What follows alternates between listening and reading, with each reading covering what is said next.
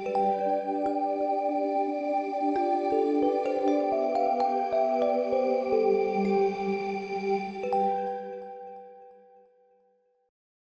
this all started actually when I was in medical school. My dad started using vitamin C topically for basal and squamous cell carcinoma, and very successfully. We actually presented a case, I think, in 2014 or 2012.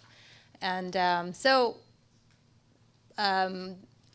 we decided to go ahead and try it on melanoma. And our first case was actually a doctor from Ohio, and we started injecting her lesion in January of this year. And this case actually was a 55-year-old male who had heard about our injection of the lady in January, and I think Dr. Ron had told him, and so he came in, and He's from my hometown. He's from Dr. Ron's hometown, and I was real squeamish about doing this on him, but he had, this was, I guess, in April. We first saw him April 5th, and he had just had a biopsy, I'm losing my thoughts. No, it wasn't a punch biopsy, a scrape biopsy, or whatever. What's the term for it?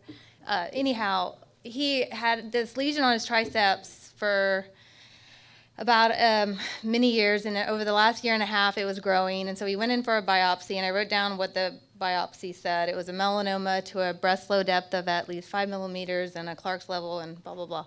They wanted to do a big, wide excision and go through a skin graft and all these things, and wanted to start chemotherapy after, and he had come in and he said he wasn't doing it. He watched his mom go through colon cancer, and he didn't care. He wasn't doing any conventional treatments, and he wanted to inject it with vitamin C because he heard about our case. And his goals were to keep his body healthy. He wanted to do everything he could do now. He didn't want to go through treatment because he knew the side effects.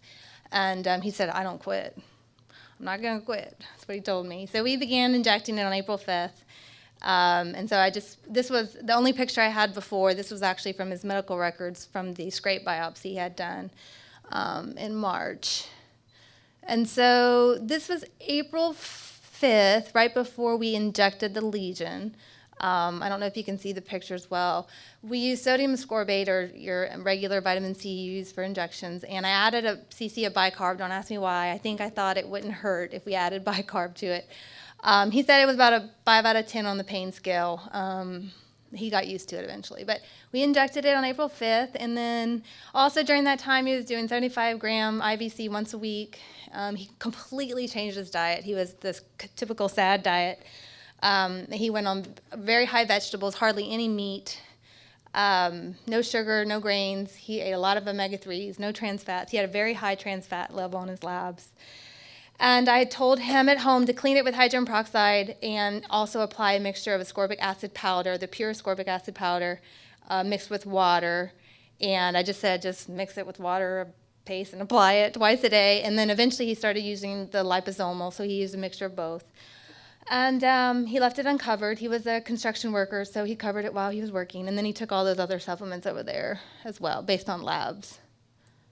And that's April 13th. A few days later, it started creating an inflammatory response around it, and there's some more pictures a week after that. And then this was April 26th. We injected it again. It started ulcerating around the lesion. May 2nd, May 7th. Some more pictures. May 17th, we injected again. I injected all around it. I created a big bleb, a big wheel underneath the lesion each time. And he actually took these pictures at home, but basically every other day he had tons of pictures. You start using just the sodium ascorbate pure. Yeah, so on June 7th, good, you were right on task there, Dr. Ron. On June 7th, I decided to change it to pure sodium ascorbate because it wasn't reacting like the other patient who had melanoma quite so well. So we did sodium ascorbate pure only, and I injected actually 3 cc's under that lesion. And that's what happened that night. It started wheeling up. And then it started what we're used to seeing with the squamous and basal cells. It created the black necrotic tissue. June 10th and then June 17th, that's a week later. June 21st, I injected again, pure ascorbic acid. I guess it's sodium ascorbate, but just no bicarb in it. There's a more necrotic reaction on those pictures after the injection. Injected again. You can see it was trying to heal the lesion on July. That's a picture on July 4th. We didn't inject it that day. I think we were off. And then on July 11th, he came in and asked my opinion on black salve. And I had told him when I was in school, we were urged really not to use it, but that I had seen lots of patients use it on different skin cancers. And he told me he wanted my opinion, but he was going to do it. So I told him to advise with caution, and he chose to do it. And so the next few pictures are a little gruesome. So he applied the black salve. There we go. A week later, it really had a major reaction. There is July 21st, and then July 23rd, July 28th, July 29th. And that's basically his immune system, I suppose, a bunch of mucus. And then we injected it again. And at this point, by August, he was all excited about injecting this. He came in all wanting to inject it again, and it didn't hurt him at all. There's August 3rd, August 11th, August 17th, 25th. And basically, that was September 14th, October 4th. And I saw him last week, and it's maybe a 1/4 centimeter diameter. It feels like scar tissue underneath it. So this is very similar to the other patient who had it on her shin. Basically, that's it. That black. Any pain or inflammation? No, he said. I think I had some other slides in here. Did I not? Did it not save? I guess I sent the wrong file. He now is. He feels better than he did. He's lost 20 pounds, I think. He has great energy.